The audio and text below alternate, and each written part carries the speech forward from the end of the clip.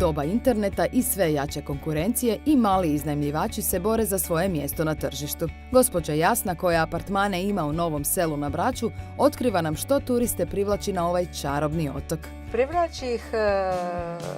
Privlači ih najprije mirnoća, još uvijek čisti okoliš i susretljivost ljudi, ja bih rekla, koliko ja poznajem moje ovdje ljude i iznajmljivače. A što je presudno za biti dobar iznajmljivač?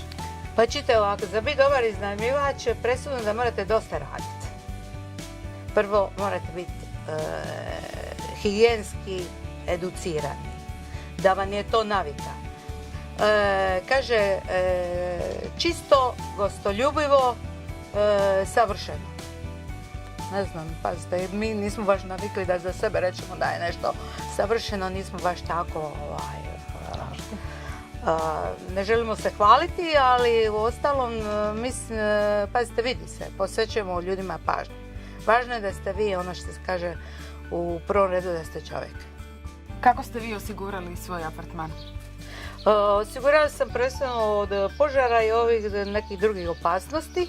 Uzela sam kod Croatia osiguranja. Da. Jer su mi baš u mojoj zgradi, tu dole su mi blizu, a inače to je jedna najveća kuća, ima i neku tradiciju i svi manje više ono što se kaže, čisto iz praktičnih razloga.